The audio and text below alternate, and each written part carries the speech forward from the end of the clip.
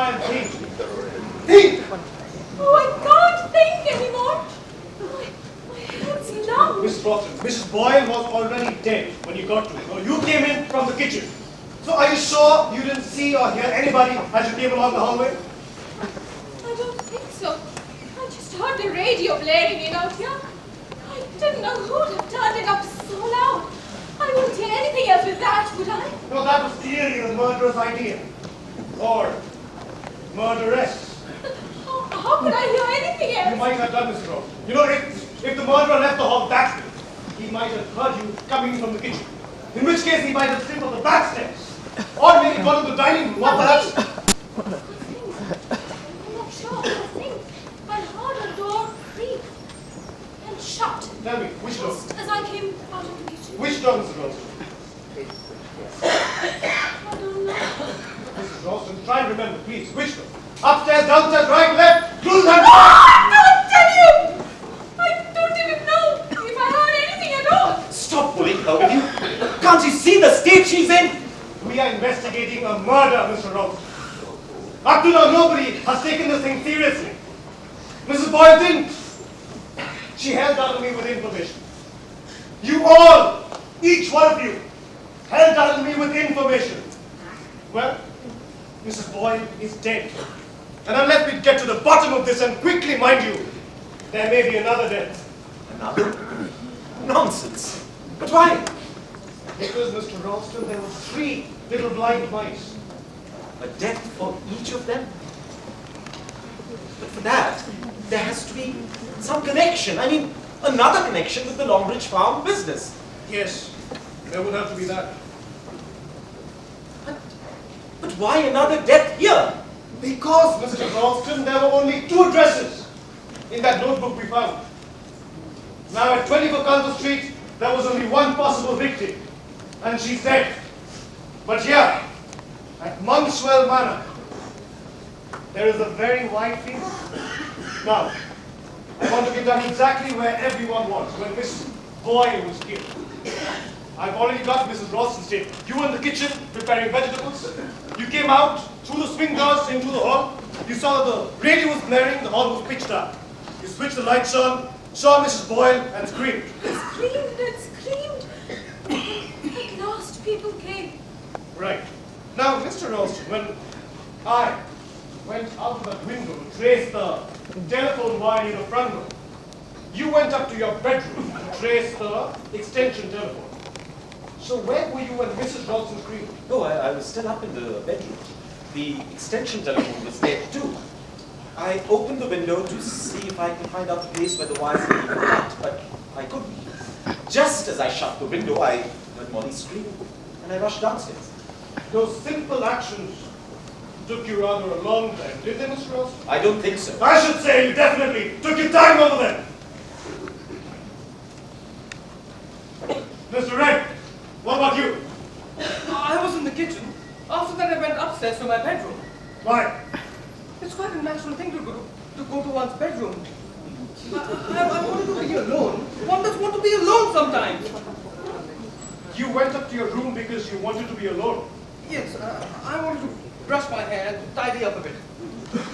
You wanted to brush your hair. Anyway, that's where I was. And you heard Mrs. Ralston scream? Yes. And you rushed down? Yes. Curious that you and Mr. Ralston didn't meet on the stairs. I came down by the back stairs. They're closer to my room. I see. Mr. Paravicini? Yes, but I told you I was playing the piano in the drawing room through there, Inspector. I'm not an inspector, just a sergeant, Mr. Paravicini. So, did anyone hear you playing the piano? No, I do not think so. I was playing very, very softly with one finger. So. Please, my eyes. Is that so? Yes, it's a catchy little tune. It is, how shall I say, a haunting little tune. Don't you all agree? I think it's perfectly horrible. Yes, but it runs in people's heads. I heard someone whistling it too. Whistling it. Where? Well, I'm not quite sure. Maybe in the hallway or on the stairs or perhaps even in one of the bedrooms. Who was visiting three blind mice? Who was visiting three blind mice? Are you making this up, Mr. Paravicini? Oh, no, Inspector. Oh, I beg your pardon, Sergeant. I wouldn't do a thing like that, would I? Go on. You were playing the piano and then? With one finger, so. And then I heard the radio playing very loudly. And suddenly I heard Mrs. Ralston scream. So Mr. Ralston upstairs, Mr. Wren ditto. Mr. Paravicini playing the piano in the drawing room. Engagement. Oh, I was writing letters in the library. So could you hear what was going on in here? No, I didn't hear anything until Mrs. Ralston screamed. And what did you do then? I came in here. At once? I think so. So you say you were writing letters in the library when you heard Mrs. Ralston scream? Yes. And you got up hurriedly and came in here at once? Yes. And yet, there doesn't seem to be any unfinished letter on the writing desk in the library. Well, I brought it with me.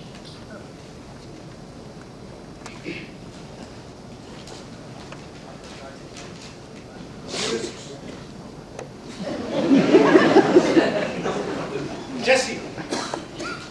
So, who's this? Some friend of yours or a relation? That's none of your damned business. Perhaps not, Miss Kitchen. But you know, if I were to hear someone scream blue murder when I was writing a letter, I don't think I would take the time to pick it up, fold it, put it in my handbag, and then go to see what the matter was. You wouldn't? How interesting. Major, so you say you were in the cellar. Why? Well, looking around, just looking around, I looked into that old cupboard place under the stairs. There was a lot of junk and old sports tackle. And then I discovered that there was another door inside there. I opened it and found a flight of steps. I was curious and went down and found the cellars. Nice cellars you've got. Glad you like them. A crypt of an old monastery, I should think. Probably why this place is called Monkswell. We are not engaged in antiquarian research, Major Mentor. We're investigating a murder.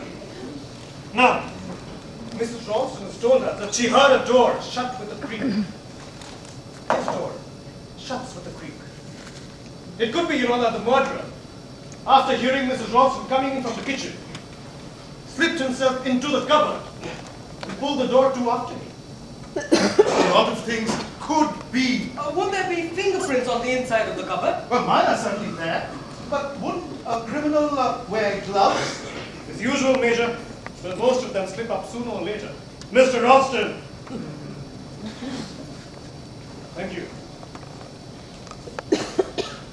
We've got to establish opportunity, as well as motive. Let me tell you this. You all had opportunity. The vital fact is that every one of you was alone at the time the murder was committed. Look here, Sergeant. You speak as if all of us are under suspicion. That's absurd. In a murder case, Mr. Ralston, everyone is under suspicion. But you know very well who killed that woman in Calcutta Street. You think it's the eldest of those three children. A mentally abnormal young boy who's now 25 years of age. Well, damn it all, there's just one person here who fits the bill. It's not true! It's not true! You're all against me! Everyone's always been against me! You're going to free me for these murders? It's persecution! That's what it is! It's persecution! Hey, steady, lad, steady. No one's against you, Chris. It's all right. Tell him it's all right. We don't frame people. Oh, tell him you're not going to arrest him. I'm not arresting anyone, Mrs. Ralston. To do that, I need evidence. I haven't got any evidence. Yet. Sergeant Trotter, can I speak to you for a minute, please? Certainly, Mrs. Ralston, of course. Will the rest of you go into the dining room, please? Thank you. I'm staying. No, darling, you too, please. What's wrong with you, Molly? You're crazy. I say I'm staying. Giles, please go.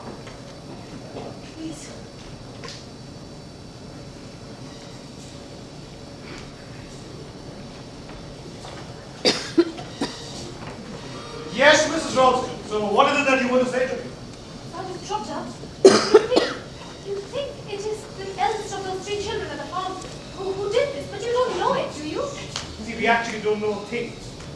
All we know so far is that the woman who joined with the husband in ill-treating and starving those children has been killed. The woman magistrate who was responsible for sending them there has been killed. The telephone wire that links the police headquarters has been cut. But you don't know that. It may have been just a snow. Mrs. Ralston, it was deliberately cut outside by the front door. I found the place. I see. Sit down, Mrs. Ralston. Somehow, I can't believe it is Christopher. There must be other possibilities. Such as? Well, haven't those children on the farm any relations at all? Yes, the mother was a drunk. She died soon after the children were taken away from her. What about the father then? He was an army sergeant serving abroad. If he's alive by now, he's probably discharged. You don't know where he's now? No, we don't. To trace him would take some time. But let me assure you, Mrs. Ralston, the police will take every eventuality into account. Yes. But you don't know where he may be this very minute. The son is mentally unstable, right? The father may be unstable too. That's only surmising. But it's possible. Yes, it's quite possible, but Well, so the murderer does not have to be young. He could be middle-aged or even old. Now, when I said the police had run up, Major Metcalf looked frightfully upset. He really did. I saw his face. Major Metcalf. Army, middle-aged. Oh, I know he seems perfectly normal and nice, but it might not show, might it? No, often it doesn't show at all. So, it's not only Christopher who's suspect there's Major Metcalf. Well, Any other suggestions? coming to think of it, when I said the police had rung up, Mr. Pallavicini did drop that poker. Oh, I know, he looks very foreign and old, but he's not as old as he looks, you know. At least he moves like a much younger man, and he has makeup on his face. Why, Miss Casewell noticed that too. I know, it must be sounding very, very melodramatic to you, but he might be in disguise. You are very anxious, aren't you, Mrs. Ralston? That it shouldn't be young Christopher Wren? Seems very helpless somehow, you know. And very, very unhappy. Let me tell you something, Mrs. Ralston. From the very beginning, I've had all possibilities in mind. Boy Georgie, the father, and someone else. There was a sister too, remember? Sister. Yes. It could have been a woman who killed Maureen Leo. You know, the man's felt hat pulled well down and the muffler put well up. And the killer whispered, you know, that's vital. It's the voice that gives the sex away. It could have been a woman who killed Maureen Leo. Miss Casewell? She looks a bit old for the part, I think. But there is a very wide field. There's yourself, for instance. Me? You are about the right age. Yes, but No, Mrs. Ralston. Whatever you tell me about yourself, I have no means of checking that right now, remember? And then, there's your husband. Giles? Giles? Oh, don't be ridiculous. He and Christopher Wren are much of an age. Say Christopher looks younger than his years. And your husband looks older. Actual age is very hard to tell. How much do you know about your husband, Mrs. Ralston? How much do I know about Giles? Don't be silly, Sergeant. You've been married how long? Not too long. And you met him where? We met at a dance in London. We went in a party. Did you meet his people? No. They're all dead. Oh, they were all dead. Yes. You make it sound all wrong. His mother died when he was very young, and his father was a barrister. You only tell me what he told you.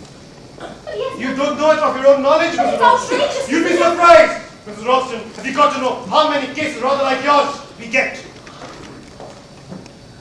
How long did you know Giles Ralston before you married him? in 3 weeks. And you don't know anything about him. That's not true. That's not true.